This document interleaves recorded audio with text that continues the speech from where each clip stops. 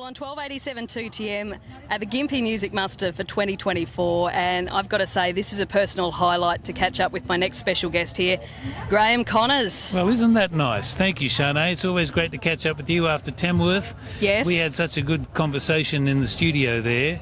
Lots of laughs, and it was great. And I got to see your show at the town hall That's as right. well, which was incredible. I got goosebumps, and even just thinking about it now, I've got goosebumps. Isn't that nice? Thank sitting you. in that hall and watching that show. Well, it was I wanted incredible. to do a show worthy of a 50-year celebration, and that meant we were coming right from the most recent to the very early pieces. And it reminded me, like albums like Tropicali, that didn't get a lot of attention in their day, but I just loved performing the songs. They got so much energy, and the horn section and all that stuff. Yeah, and we're here to do the same thing, And tell me, what does the muster mean to you? Because you've been here plenty of times.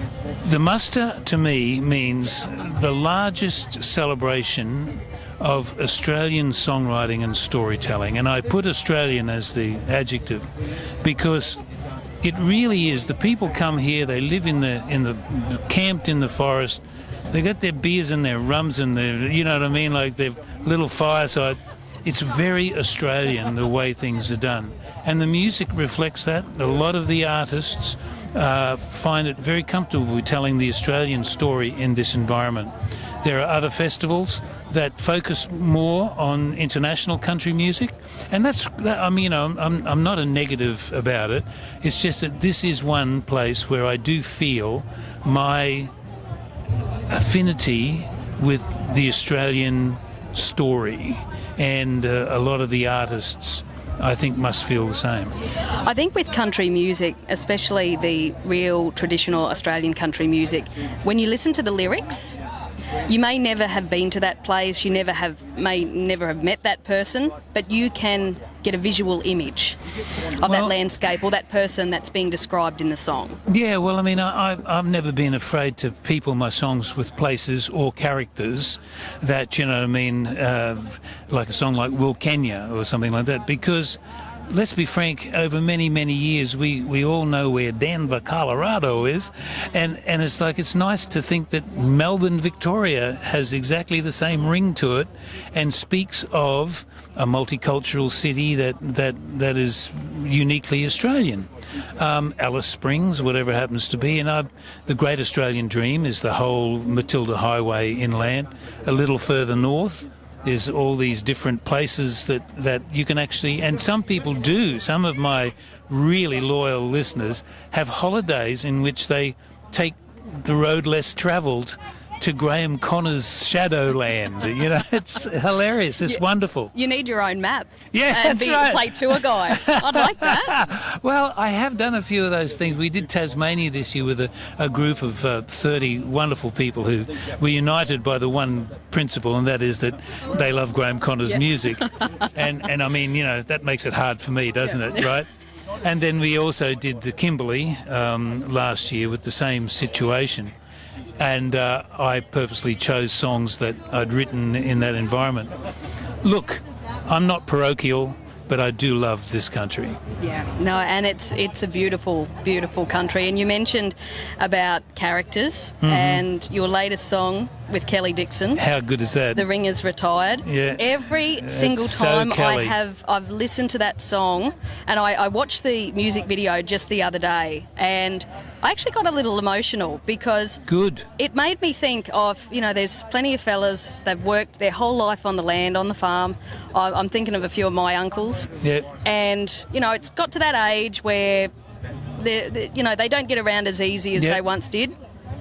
But they can't sit still because they've never done that, and they need to keep busier now than he's ever been. Exactly, exactly, and I think that is such a special song. Well, I feel that it's a Kelly song. When I wrote "We've Done Us Proud" for Slim Dusty, I always felt it was Slim's song because I sort of wrote it through his eyes, if you know what I mean, and his position in the society. And the Ringer's Retired took the same thing, 96 years of age, which is exactly where Kelly is. he bought 25 acres for his horse and his dog. There's a lot of him in there, and then there's the waiting for his card from the king. You know, we had a lovely time writing the song together, and the film clip made by Luke Sartor captured some very poignant shots of Kelly. And I'm delighted that it's been accepted so well, and I'm delighted that Kelly and I have had a chance, and hopefully, you know, we'll continue to get to know each other better, because we've circled each other for years. I've always respected his songwriting, and I think he's respected mine, or he has said that. And it was only this year we'd been threatening to get together to write a song. He rang and said, Graeme, I'm 96 this year. If we don't do it soon, it's not going to happen. And so that acted as an instigation. He sent me a sheaf of lyrics that he'd been, because he works every day, right? Every day he pens something before he gets out and does the rest of his work. And I'm very similar. I do pretty much the same. Try every day to put something on paper or on tape, or, you know, musically, so you keep that muscle exercised. Yes. You know. Yeah. And it's been a great experience. Well, you'll be delighted to know as well that as of yesterday, The Ringer's Retired has debuted as a new song in our 2TM Australian Country Music Chart Top 20. How wonderful is that? Thank you, 2TM. I had to... I'm so pleased. I didn't know that. Yes, that's fantastic. It's made its official debut. So, good on you. It is a beautiful, beautiful song. Thank you. I'll let Kelly know if he doesn't know already. Yeah. So I wondered whether or not, because I knew, you know, Kelly calls Proston home, which isn't too far away from Gympie. It's about probably 2 hours-ish. About 2 hours, closer away. to Kingaroy, Yes, and I was wondering whether he may have made the trek over to perform this song with you here at the Muster. Now, wouldn't that have been special? We are going to catch up in Toowoomba. Oh, I've got a concert in Toowoomba in sort of mid-October. After the muster, we're doing Savannah in the Round up on the Tablelands, and that's around about the 8th or 9th or something like that of October. And then we do Rockhampton, Bundaberg, Maryborough, Redcliffe and Toowoomba, and he will be coming to Toowoomba. So I'm hoping, I've told him I'm not going to perform this song until we do it together. Wonderful. So we're hoping that will be our debut performance. That'll be extra special. Yeah. Well, I know you've obviously got a very busy touring schedule ahead. I know you've got a very busy time here at the Muster. Well, we've got a show this afternoon, but I'm going to go home and get ready for. Yes. No, thank you, Sharnae. It's wonderful. Yeah. I'm just so pleased to be able to come and check out the site and all those seats. I know. How on earth do people know which one belongs to them? I know. I took a photo yesterday and I put it up on my my socials, and I said, where's my chair? I don't actually have a chair in there because I'm busy behind the scenes, but I think it's just so impressive. And it was overflowing, that stage, right. in front of that stage last night. We're going to form a picture here. Sharnae and I are going to form a picture. There's no one sitting in most of these chairs because it's early in the morning on Saturday, but they will fill up.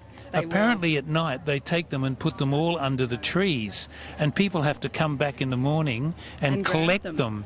And I wonder how many, how many people have picked up someone else's chair? I know. Or how many haven't made it back? That's another one. How many do you think? How many chairs do you think's there? Oh, there's over 1,000, 2,000, something like that. But see, this is the hill, and then there's the whole space down the front here that fills up. This is electric of an evening, or even during the day. But when the lights go down, the sun's sinking, and the light, the natural light falls, and your spotlights come on the crowd. It is amazing, and the surge, I can tell you.